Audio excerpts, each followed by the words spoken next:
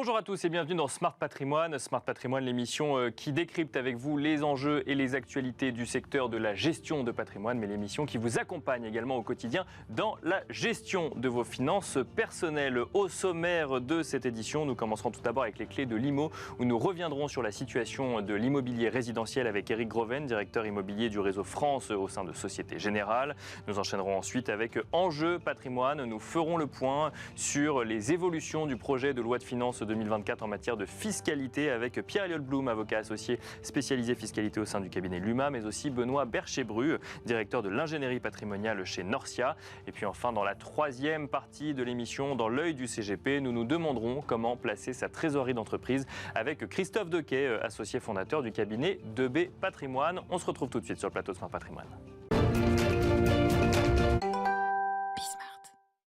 Il y a quelques jours, Éric Groven, directeur immobilier du réseau France au sein de Société Générale, était sur le plateau de Smart Patrimoine pour décrypter les dynamiques à l'œuvre en matière d'immobilier résidentiel. Regardez. D'abord, on peut dire que le marché immobilier du résidentiel en cette fin 2023 est très perturbé. Que l'on parle de l'immobilier ancien, que l'on parle de l'immobilier neuf, que l'on parle de l'immobilier de placement au travers des SCPI, bien sûr, on voit bien que les cartes sont en train d'être rebattues et que les investisseurs s'interrogent sur la bonne stratégie à avoir. Alors, pour les particuliers, c'est une logique. Pour les investisseurs institutionnels, c'en est une autre. Mais dans tous les cas de figure, les gens cherchent à obtenir de la rentabilité, de la plus-value ou bien des deux, bien sûr, en fonction des classes d'actifs et de leurs objectifs de court, moyen et long terme. Ils s'adaptent, ils s'ajustent et c'est cette période d'ajustement qui est difficile à saisir et à comprendre. Et pourtant, il n'y a pas un jour où ne sort un nouvel article sur la crise de l'immobilier européenne, mondiale, française, c'est incroyable. C'est sûr qu'il y a quand même beaucoup de questionnements en matière de valorisation, en matière de coût du financement, et donc du coup on essaie de comprendre si on est sur une dynamique ou en tout cas une transition qui va durer 1 an, qui va durer 6 mois, et surtout quel va être l'avenir de l'immobilier et notamment de cet immobilier d'investissement résidentiel. Alors, d'abord, il faut se rappeler que l'on sort d'une très longue période totalement inhabituelle dans laquelle l'argent était gratuit et ça a donné à tous de mauvaises habitudes, en particulier aux épargnants qui s'imaginaient pouvoir financer des biens pour leur propre usage ou pour l'investissement gratuitement, éternellement. Bien sûr, oui. On est revenu aujourd'hui dans un moment de marché qui est plus raisonnable, en tout cas plus conforme à ce qui doit se passer sur un marché des taux d'intérêt, avec des taux d'intérêt réels, quand on le regarde bien, qui sont finalement proches de zéro. Vous prenez 5% de taux d'intérêt, 4,9% au dernier chiffre de taux d'inflation publié par l'INSEE. Finalement, moi je me rappelle, il n'y a pas si longtemps que ça, des taux à 9% et à 10%. Donc, ce qui a fait la difficulté, c'est l'ajustement extrêmement brutal des taux d'intérêt. Et la question qui se pose aujourd'hui, c'est les dernières hausses des banques centrales marquent-elles le début d'une stabilisation à laquelle pourrait succéder une période de baisse, ou bien est-ce que, et c'est le scénario central aujourd'hui, les taux d'intérêt pourraient rester durablement aux alentours de 5% si l'inflation ne baisse pas. Or, la mécanique du marché de l'immobilier, en particulier dans le résidentiel, c'est la mécanique des taux d'intérêt, celle au travers desquels les épargnants peuvent s'endetter.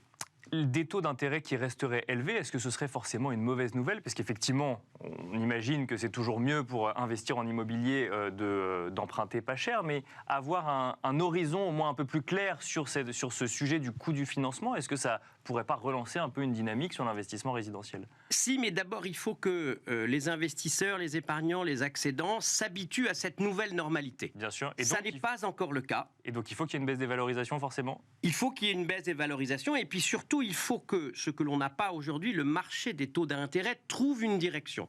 Autrement dit, on est là et ça va continuer à monter, ou on est là et ça va redescendre. Ça, aujourd'hui, on ne sait pas le dire. Et donc, l'incertitude liée à l'absence de direction des taux a pour conséquence un gel des transactions, ou en tout cas une baisse formidable.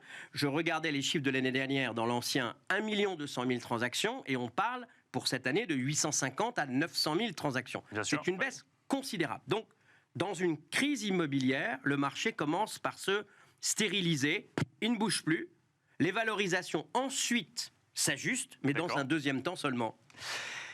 Comment lire les différences qu'on peut voir entre le neuf et l'ancien, par exemple? Est-ce que l'épargnant doit mettre tout l'immobilier résidentiel dans le même sac, ou au contraire, regarder un petit peu les disparités qu'il peut y avoir? Effectivement, donc on a le sujet des valorisations dans l'ancien, puis dans le neuf, on a plus un sujet d'offres, quelque part, d'immeubles qui ont du mal à sortir de terre.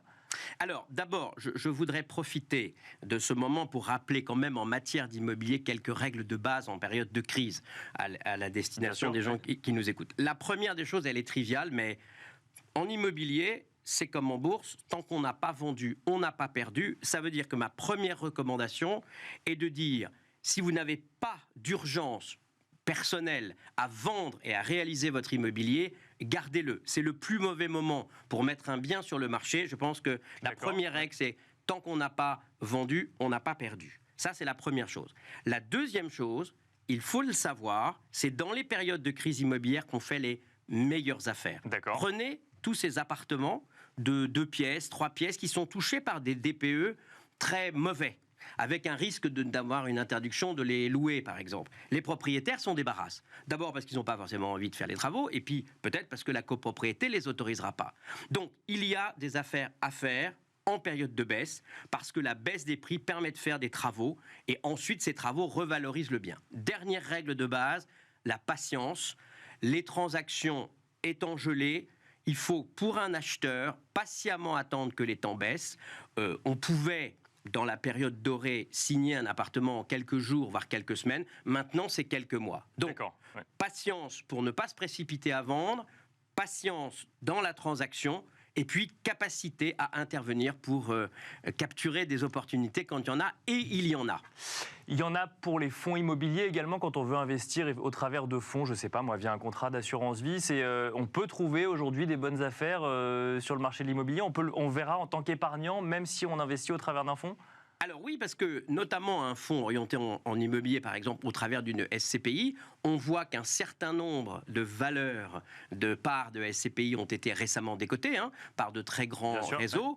Et c'est incontestablement le moment de se repositionner. Parce que on voit bien que les gérants, c'est une obligation réglementaire, ont dû adapter la valeur des parts à la dépréciation de leurs actifs.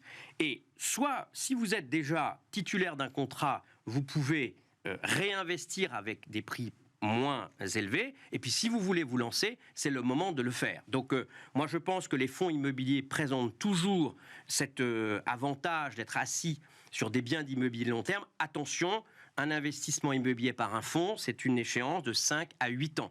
Si vous voulez faire une roulade rapide en 2 ans, là, vous vous exposez à des retournements de marché et de la perte en capital. Dernière question, Éric Groven, que faire avec l'immobilier neuf, où on a l'impression que la situation est quand même particulièrement bloquée? Est-ce que les épargnants doivent être particulièrement prudents vis-à-vis d'un investissement en immobilier neuf? Je parle d'un investissement pour le coup.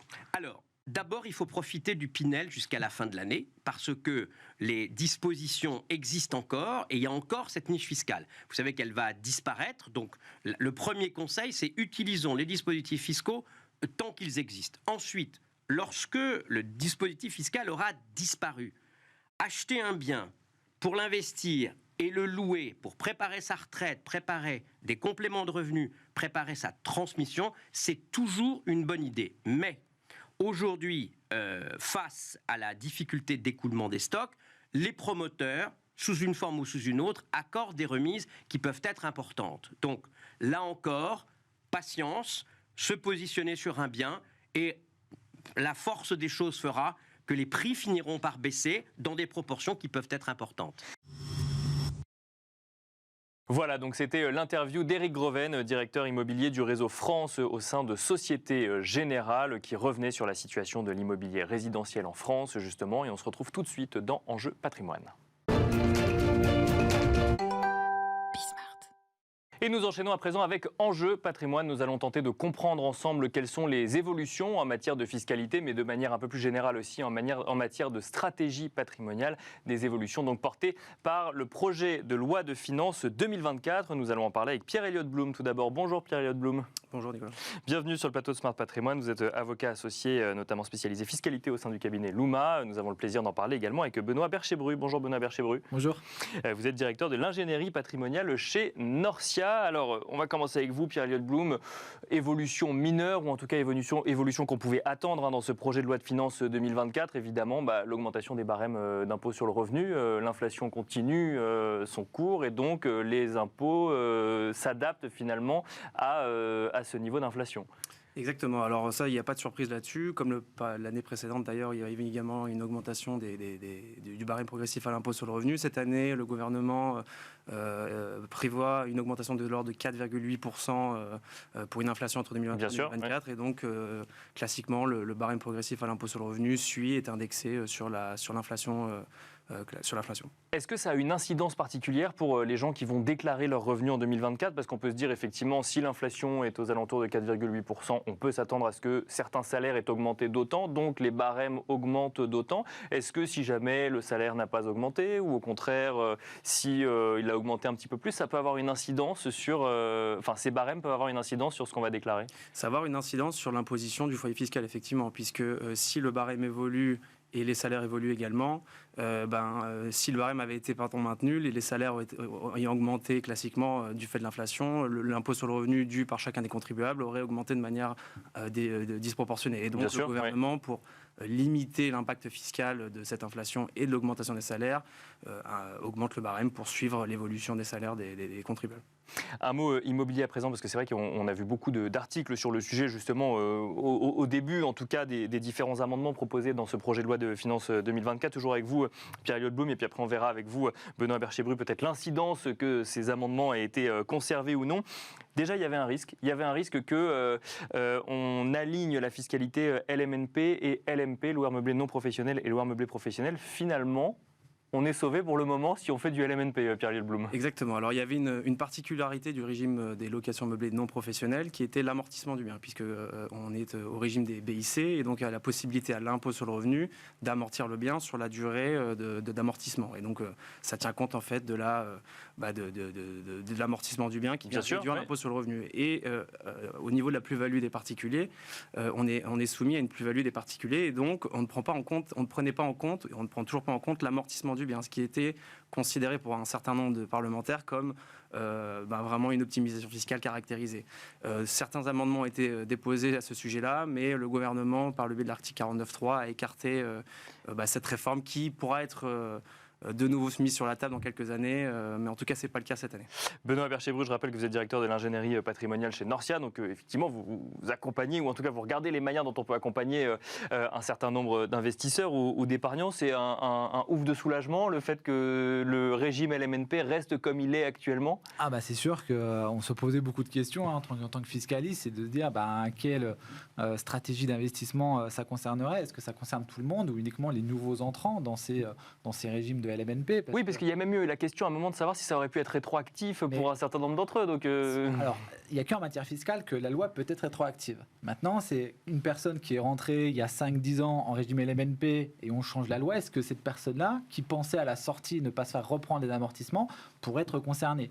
Et là, effectivement, on en discutait tout à l'heure, ça peut vraiment poser problème puisque finalement, on casse quelque chose qu'on s'attendait à avoir à la sortie. Bien sûr. Ouais. Et là, pour le coup, donc c'est un ouf de soulagement. On est sûr qu'il n'y aura pas pour cette année d'alignement LMP, LMNP ou c'est encore en discussion? Je rappelle que le projet de loi de finances 2024 n'est pas encore complètement voté, mais une première partie a été votée, ou en tout cas a été validée via le 49.3 donc à l'Assemblée nationale. Ce qu'on sait aujourd'hui, c'est que de toute façon, ça ne sera pas modifié d'ici 2023. On nous dit qu'on laisse passer les Jeux Olympiques, parce que forcément, il va falloir loger tous ces athlètes, tout le staff qui est autour, soit en village olympique, soit au pourtour, et puis tous les spectateurs. Et là, c'est sûr que les spectateurs, ils vont pas forcément vouloir aller louer quelque chose de nu. Donc le LMNP, le loueur meublé non professionnel, il a toute sa place dans ce schéma-là. Donc déjà jusqu'à mi-2024, on est tranquille. Il faudra revoir si le projet de loi de finances fin 2024 viendra modifier. En tout cas, on a une tendance, comme en finance, on a une tendance sur cet aspect de LMNP. Alors c'est amusant que vous donniez l'exemple des Jeux Olympiques parce que on pourrait regarder aussi ce qui se passe du côté de la location meublée touristique, Pierre-Elliott Blum. Mais là, pour le coup, on a des abattements qui sont revus à la baisse, on a un seuil de chiffre d'affaires qui est revu à la baisse. On aurait pu se dire, effectivement, même argument que pour le LMNP, on laisse passer l'année 2024 et on verra après. Là, non, pour le coup, on passe d'un abattement de 71% à 50% dans les zones tendues quand on fait de la location meublée touristique. Exactement. Donc, il y a une baisse du seuil, mais il y a également une baisse de l'application du forfait d'abattement qui passe de 71% à 50%.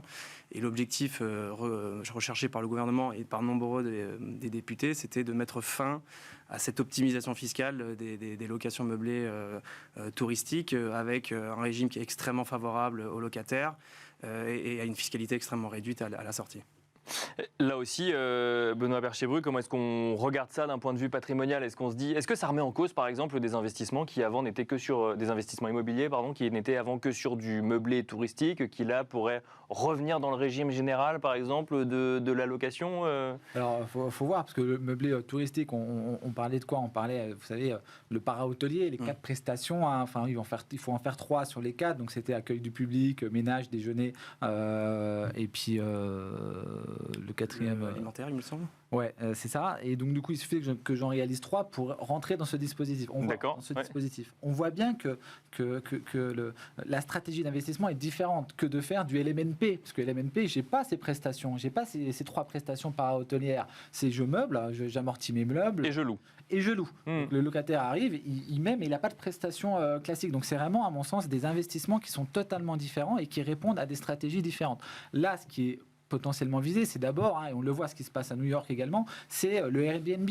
C'est vraiment ces locations très courte durée qui sont attaquées, d'accord ? Ils veulent plus. Mais qui sont attaquées parce que certains propriétaires ne louent plus que comme ça et pas justement en longue durée, que ce soit sur LMNP ou autre. Parce qu'en termes de rentabilité, c'est plus intéressant. Vaut mieux louer à la journée qu'au mois.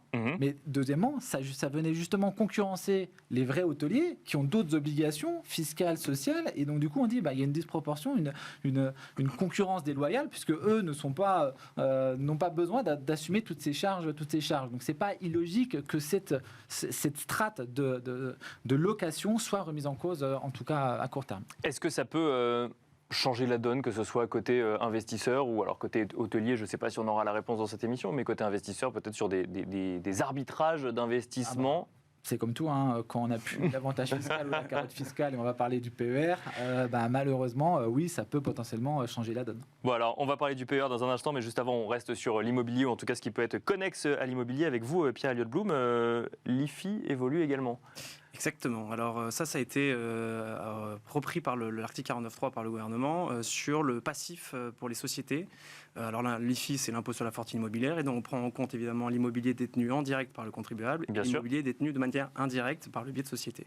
Et dans le cadre du calcul de la valeur immobilière qu'on déclare ensuite dans la déclaration d'IFI, sont prises en compte, quand on a une détention indirecte, donc par le biais d'une société, le passif. Et donc il y avait évidemment des cas d'exclusion de passifs considérés comme des clauses anti-abus, mais n'était pas remise en cause le passif classique, typiquement un compte courant d'associé qui vise à des dépenses classiques autres que l'acquisition de l'immobilier, n'était pas prise en compte. Et donc on avait des valeurs qui étaient minorées par le biais de la prise en compte de ces passifs, et ça a été écarté par le gouvernement, qui maintenant ne prend en compte que les passifs qui sont liés à un actif immobilier. D'accord. Donc ça va avoir un impact assez considérable sur les déclarations d'IFI des contribuables. Pourquoi ? Parce que corrélativement, la valeur des sociétés va augmenter, et donc la part déclarative que l'on va déclarer, la part de l'immobilier qu'on va déclarer dans la déclaration d'IFI va également augmenter de manière considérable. Donc si on payait l'IFI en 2023 et qu'on était à la tête de SCI par exemple, on peut s'attendre à voir son IFI augmenter en 2024 ? Complètement, de part de SCI, mais ça peut être aussi de société opérationnelle. Si on a de l'immobilier qui n'est pas affecté à l'activité opérationnelle,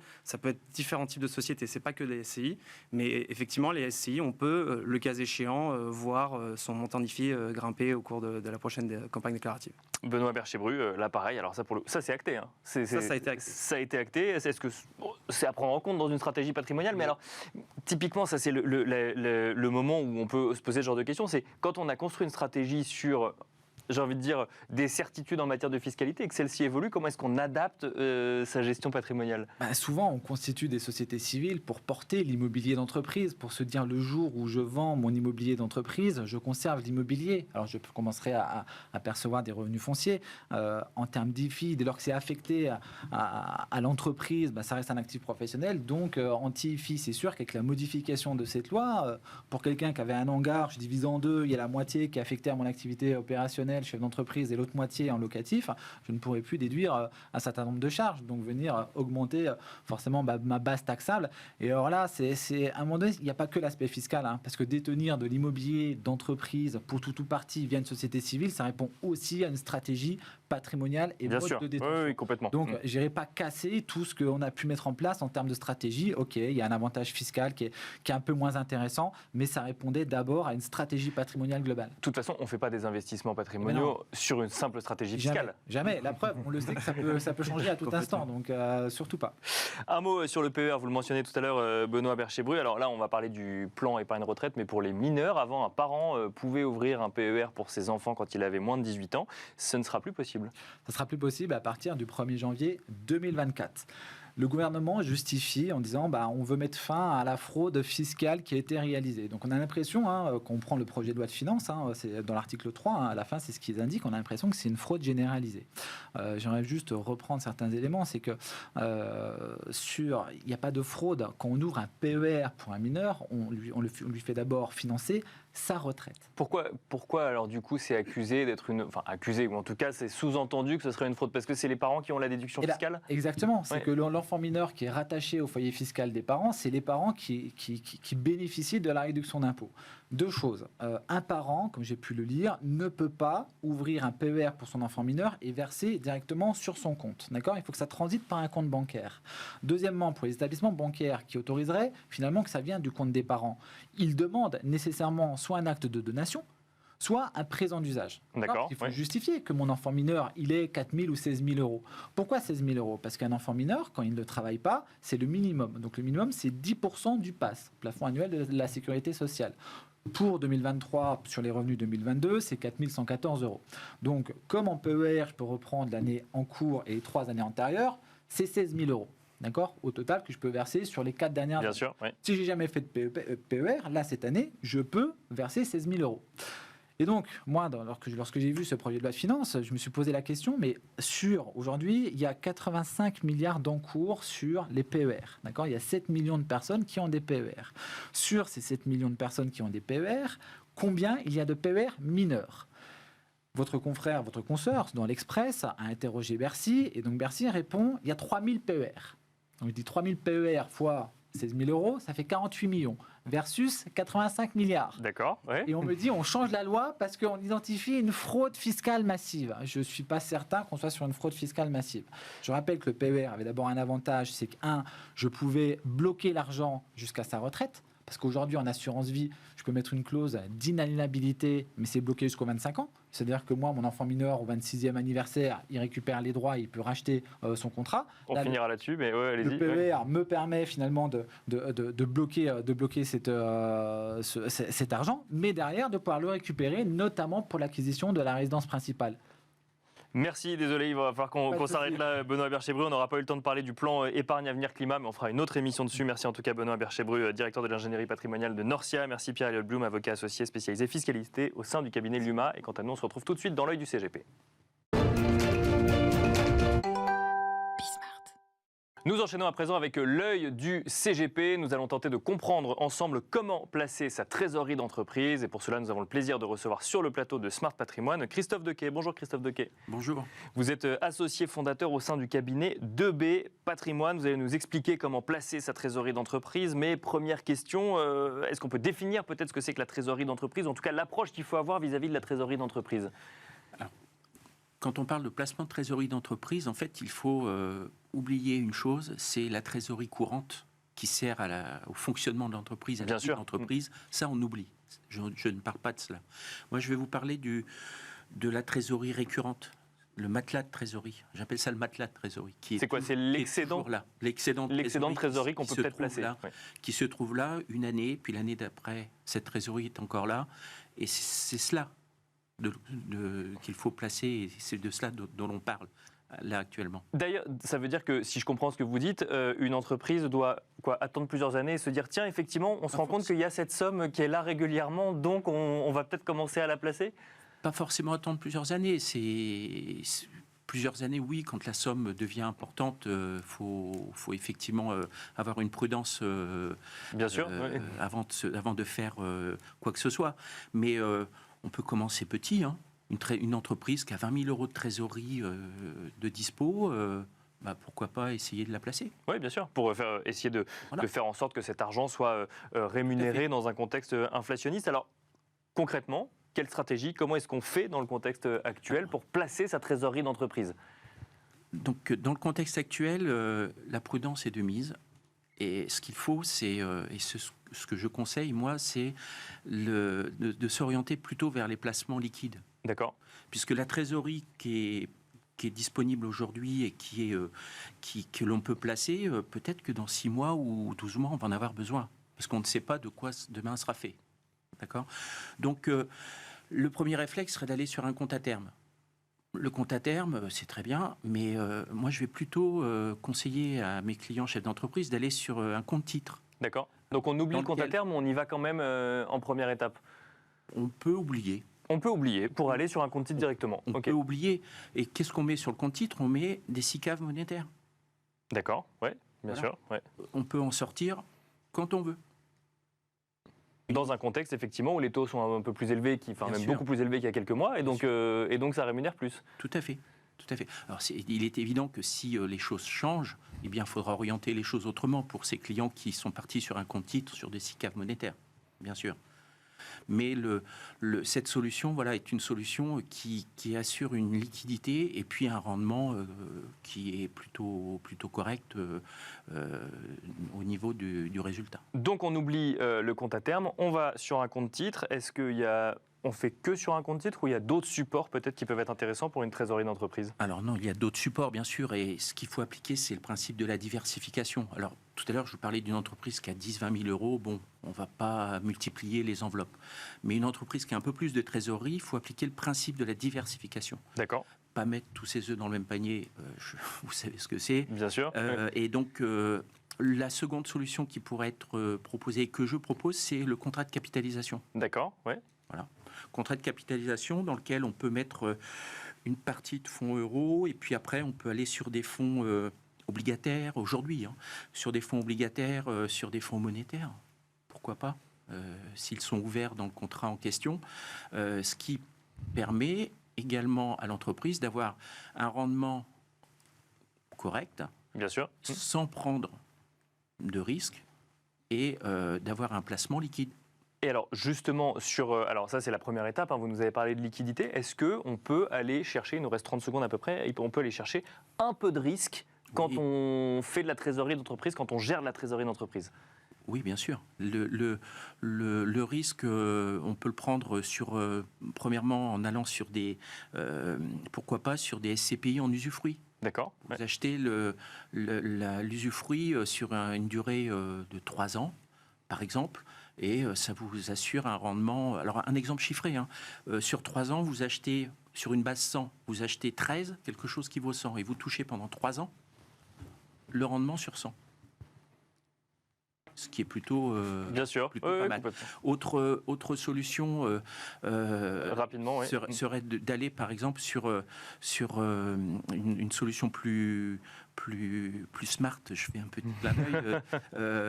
Faire ce qu'on appelle du Girardin IS. Là, ça s'adresse plutôt à des entreprises qui ont beaucoup de trésorerie et qui payent beaucoup d'impôts sur les sociétés. Et qui pourrait du coup mettre une part minime de cette trésorerie sur ce type d'investissement. Merci beaucoup Christophe Dequet de nous avoir accompagnés dans Smart Patrimoine. Je rappelle que vous êtes associé fondateur du cabinet 2B Patrimoine et quant à nous on se retrouve très vite sur Bismart. Merci.